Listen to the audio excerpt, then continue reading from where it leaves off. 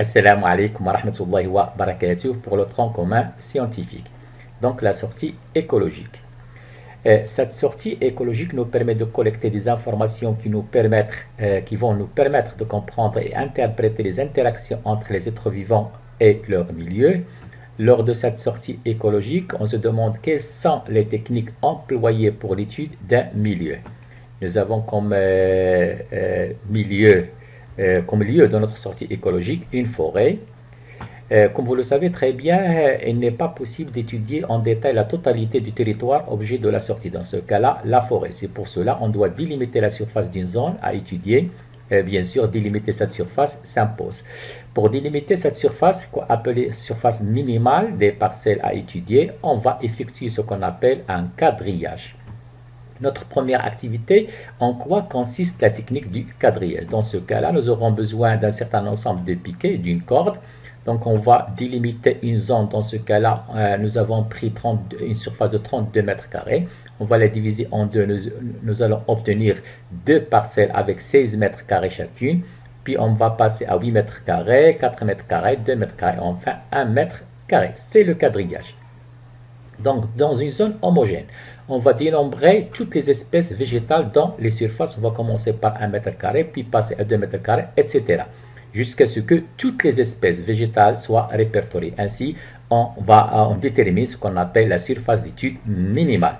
L'ensemble des plantes trouvées, ça va représenter ce qu'on appelle le cortège floristique.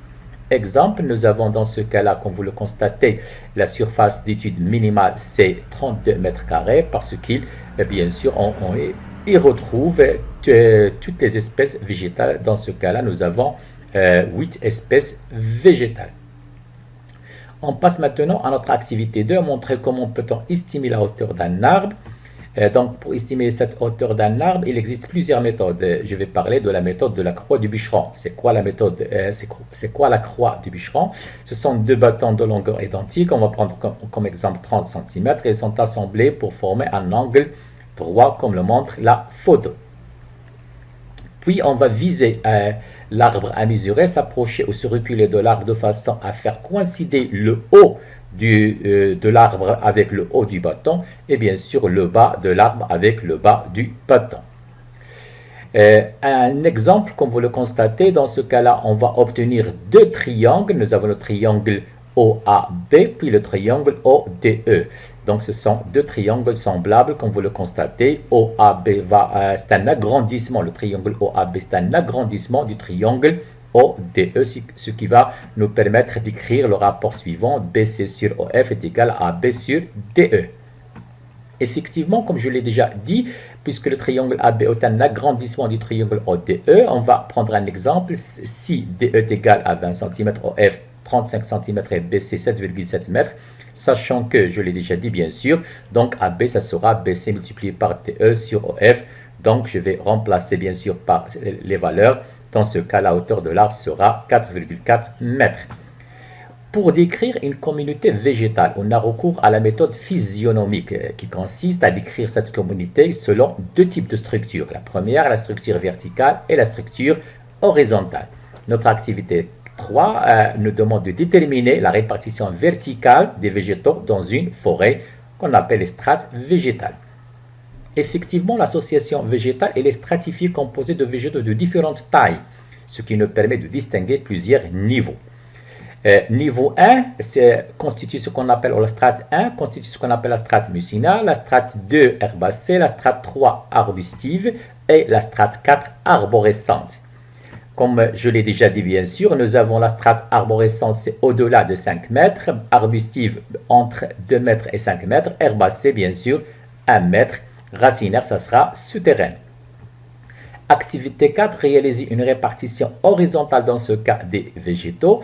Les végétaux ne sont pas distribués d'une manière identique. Certains sont beaucoup plus abondants et d'autres sont relativement rares. Pour étudier la répartition horizontale des végétaux, on doit procéder comme suit. Dans un premier temps, on doit construire un profil topographique. 2, représenter les différentes espèces végétales avec des figurés. Et 3, bien sûr, représenter notre orientation, la toponymie, les WED, etc. Un petit rappel sur la méthode de construction d'un profil topographique. Donc, nous avons une carte topographique avec des courbes de niveau. Vous vous souvenez, je pense. L'équidistance, dans ce cas, elle est de 50 mètres.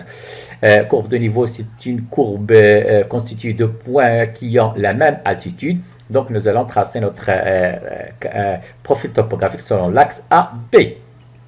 Alors, je vais dans un premier temps, comme vous allez le constater, indiquer l'altitude de chaque point d'intersection entre l'axe AB et les courbes de niveau qui le traversent, comme vous le constatez. Dans un deuxième temps, toujours sur mon papier millimétrage, je vais tracer un axe vertical qui va représenter l'altitude. Bien sûr, l'équidistance, comme je l'ai déjà dit dans ce cas-là, est de 50 mètres. Quatrièmement, bien sûr, je vais projeter l'altitude, bien sûr, les points que j'ai déjà tracés, chacun selon son altitude. Et enfin, je vais relier ces points-là, bien sûr, pour obtenir mon profil topographique. Sur ce profil topographique, comme vous allez le constater, j'ai un exemple dans ce cas-là, mon profil topographique, je vais représenter les différents types de plantes, bien sûr, avec des figurés, comme nous l'avons déjà dit. Puis, bien sûr, sans oublier, bien sûr, ma légende, bien sûr, chaque figuré, je dois écrire le nom de chaque figuré, comme vous le constatez, sans oublier, bien sûr, mon orientation. Un autre exemple de coupe montrant la répartition horizontale des végétaux. Dans ce cas-là, nous partons de la forêt de Temara vers le plateau de Zaïre. On représente les différents types de plantes de végétaux, bien sûr, selon cet axe. Merci.